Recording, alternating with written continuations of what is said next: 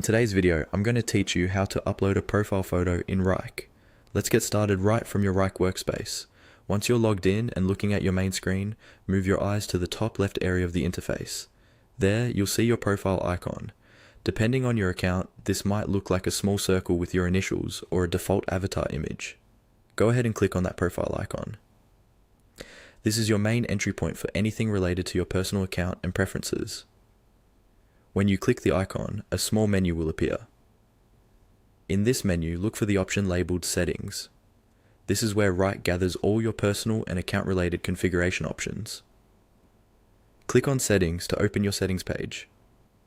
It may take a brief moment to load, especially if your connection is a bit slow, so just give it a second if you don't see it right away. On the settings page, you'll notice several sections or tabs. What we're interested in is your personal profile information. Find and click on the option labeled Profile. This section controls how your account appears to others in your workspace, including your name, contact details, and of course, your profile photo. Once the profile page opens, look for the square area where your photo should appear. If you haven't added one yet, this might show up as a blank placeholder or your initials inside a square. This square is clickable. Hover your mouse over it, and you may see a prompt or an icon indicating you can change or upload a picture. Click on that square photo area to begin the upload process. As soon as you click on it, Wrike will guide you through the on-screen prompts.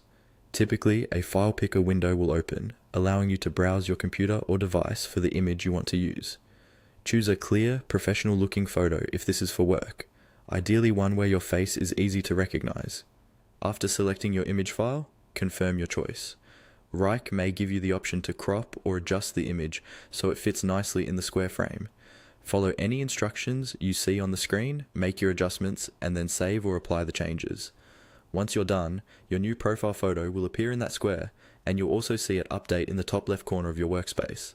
That's all it takes to upload a profile photo in Wrike.